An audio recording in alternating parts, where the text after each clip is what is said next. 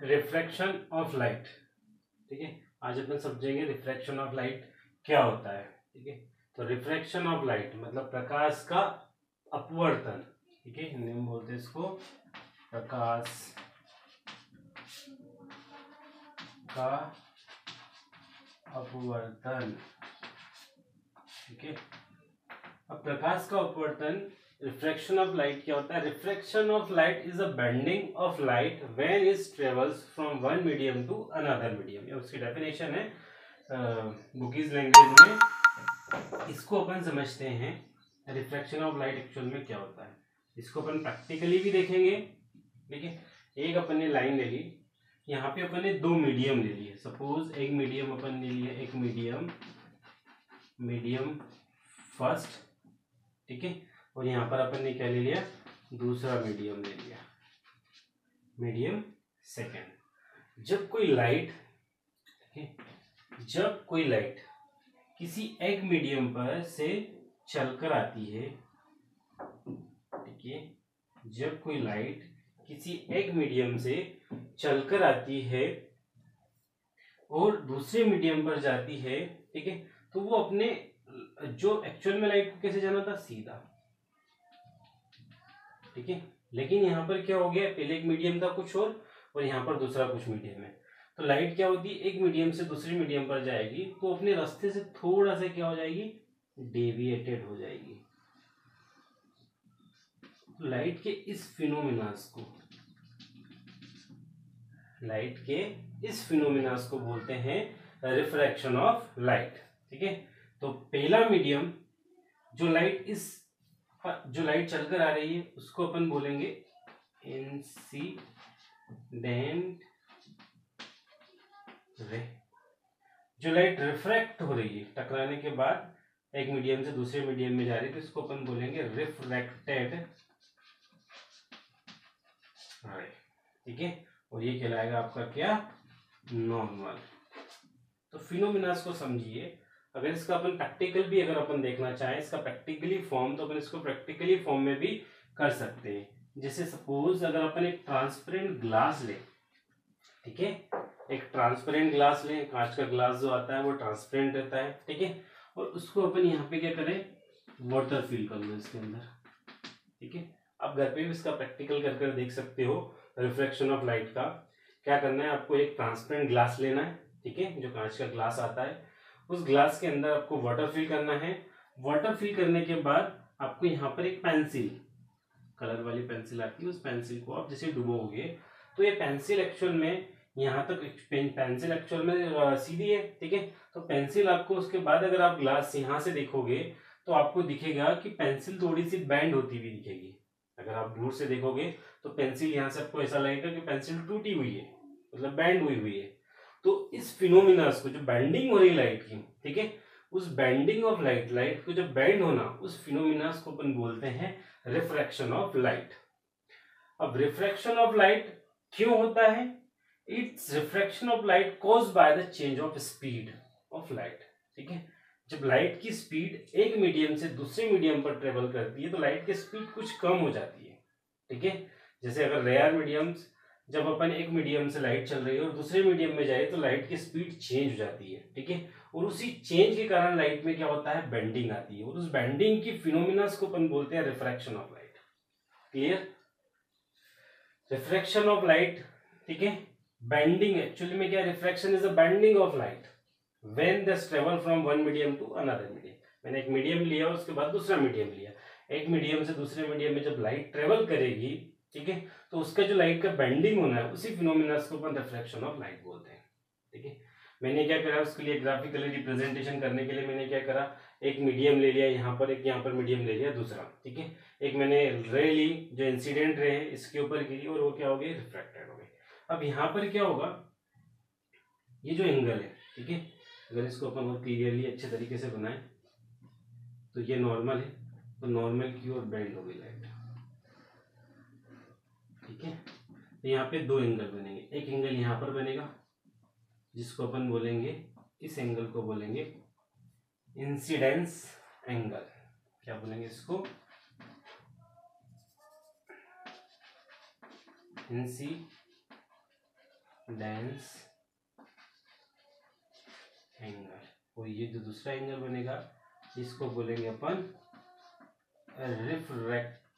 Refraction angle या refraction angle. ठीक है, रिफ्रैक्शन एंगल।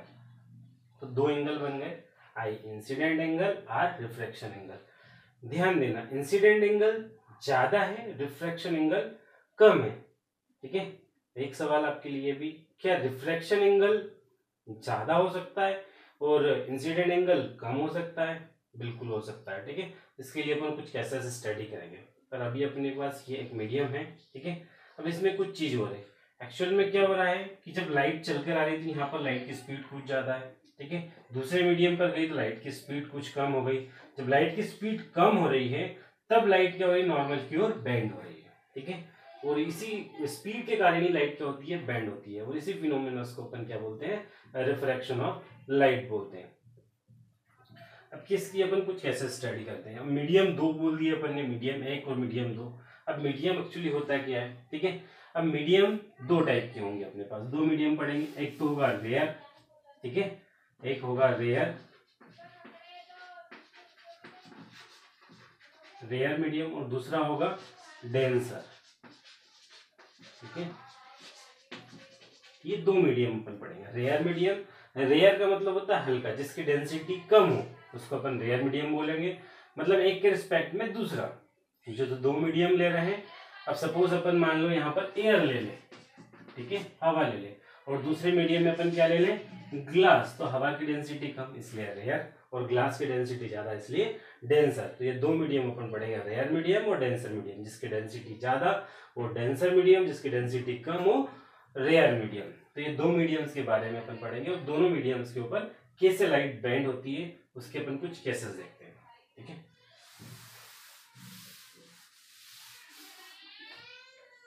पहला केस, लाइट का बेंड होने के लिए ऊपर अपन कुछ केसेस देखते हैं। ठीक है, दो मीडियम है। पहला यहां पर अपन क्या ले ले, रेयर मीडियम, ठीक है, और दूसरा कौन सा मीडियम ले लें यहां पर अपन, डेंसर मीडियम। जब लाइट रेयर मीडियम से चलकर आएगी, ये आपने क्या बना लिया, नॉर्मल, और डेंसर मीडियम में जाएगी तो नॉर्मल की ओर बेंड होगी, मतलब नॉर्मल की ओर झुक जाएगी।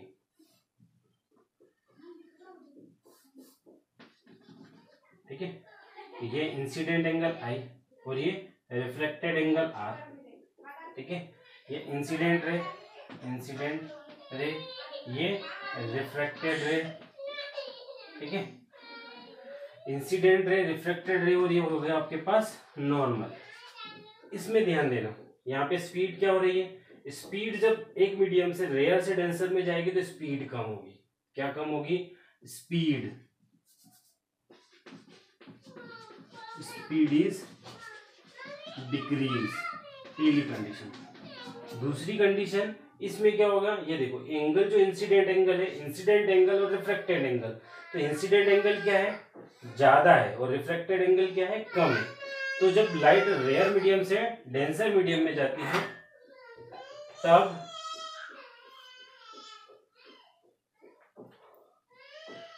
तब क्या होगा, जब लाइट रेयर मीडियम से डेंसर मीडियम में जाती है तब उसका इंसिडेंट एंगल क्या होगा, ज्यादा होगा, और रिफ्लेक्टेड एंगल क्या होगा, कम होगा। मतलब इंसिडेंट एंगल इज मोर और रिफ्लेक्टेड एंगल इज कम। और तीसरी क्या होगी, स्पीड इज डिक्रीज। ठीक है, और ये अपने पास ये तीसरी दोनों कंडीशंस है। ठीक है, इस कंडीशंस में अपने को ये ध्यान रखना है, स्पीड डिक्रीज होगी, ठीक है, इंसिडेंट एंगल ज्यादा होगा, रिफ्लेक्टेड एंगल कम होगा। ये पहला केस। इसका अगर अपन दूसरा केस समझे,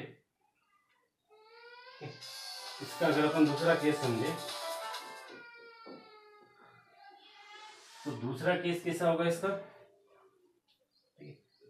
वही एक रे ली, इंसिडेंट रे। ठीक है, अब यहां पर अपन क्या ले ले, डेंसर मीडियम, और यहां पर क्या ले ले अपन, रेयर मीडियम, ठीक है। तो जब डेंसर मीडियम से रेयर मीडियम में जाएगी लाइट, तो लाइट नॉर्मल से दूर हट जाएगी, ठीक है, इस तरीके से। तो ये इंसिडेंट एंगल, ये रिफ्रैक्टेड एंगल, ठीक है। अब इसमें किस कंडीशन में क्या हो गई, इस कंडीशन में लाइट डिक्रीज हो रही थी, स्पीड ऑफ लाइट डिक्रीज हो रही थी, इस कंडीशन में स्पीड ऑफ लाइट क्या हो जाएगी, इंक्रीज हो जाएगी, और इंसिडेंट एंगल कम होगा और रिफ्रैक्टेड एंगल ज्यादा होगा, ठीक है। ये दो केसेस बन गए। इसका तीसरा केस भी होता है, वो स्पेशल केस होता है, ठीक है। तो ये देखो, इस स्क्रीन क्लोज कर लो, उतार लो।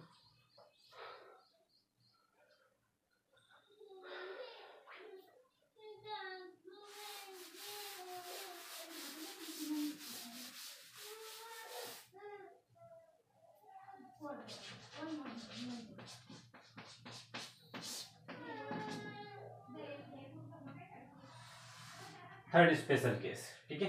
थर्ड स्पेशल केस में क्या होगा, जब angle of incident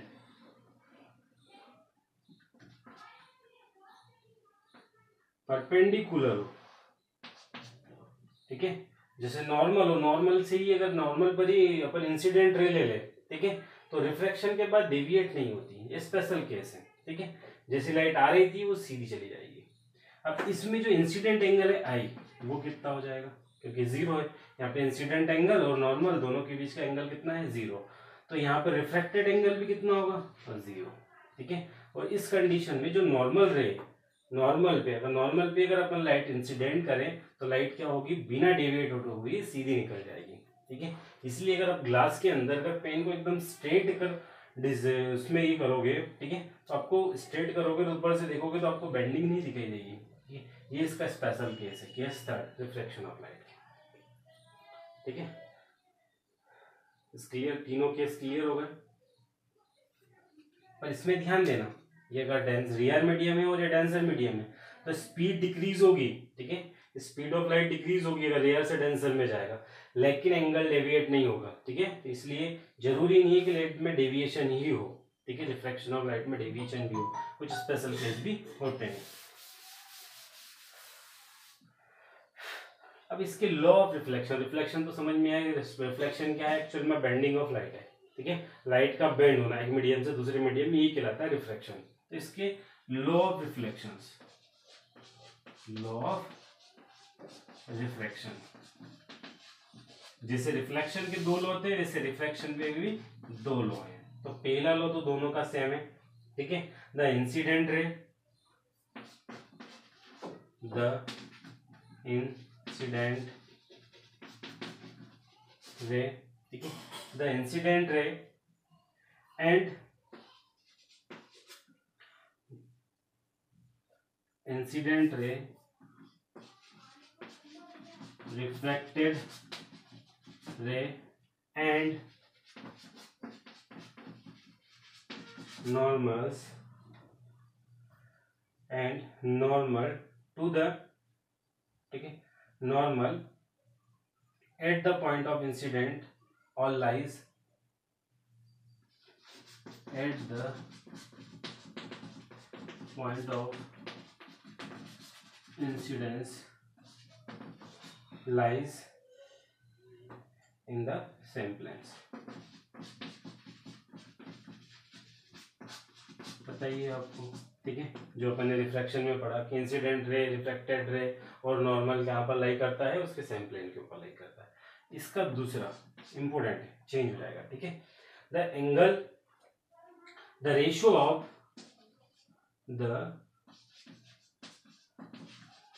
ratio of sine, ठीक है, ध्यान देना, sine of angle of incident, sine of angle of incidence, sine of angle of incidence to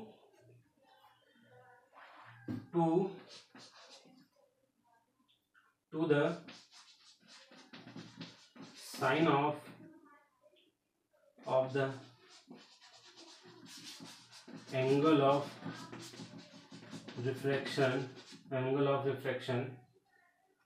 for the given set of medium, for the given set of medium is constant, ठीक है, इसको समझना है, ये इंपॉर्टेंट है, ठीक है। The ratio of sine of angle of incidence and the sine of angle of refraction for the given set of medium, मतलब दोनों सेट ऑफ मीडियम है, तो एंगल ऑफ इंसिडेंट और एंगल ऑफ रिफ्लेक्शन का sine, मतलब sine of incident मतलब sine I और sine of reflection मतलब साइन आर, इन दोनों का रेशियो एक कांस्टेंट होता है, ठीक है, क्या होता है, कांस्टेंट होता है। और इसी कांस्टेंट को अपन बोलते हैं इसका रिफ्रैक्टिव इंडेक्स, जिसको अपन डिनोट करेंगे म्यू से, ठीक है। तो यहाँ पे अपने पास फॉर्मूला हो जाएगा mu is equal to sine I upon में साइन आर, ठीक है। अब इसके रिफ्रैक्टिव इंडेक्स के बारे में अपन अगली क्लास में डिस्कस करेंगे कि इसका रिफ्रैक्टिव इंडेक्स कितना होता है और रिफ्रैक्टिव इंडेक्स क्या क्या होता है, कितने टाइप्स के होते हैं। इसको स्क्रीन पोस्ट करो, पूरे को उतार लो और इस रिफ्रैक्शन के सारे केस स्टडी करना, और इसके 3-4 क्वेश्चन बनते हैं कि रिफ्रैक्शन ऑफ लाइट क्या होता है, ठीक है, उसके केसेस और इनकी स्टडी करके इसके नोट्स बनाना। ओके।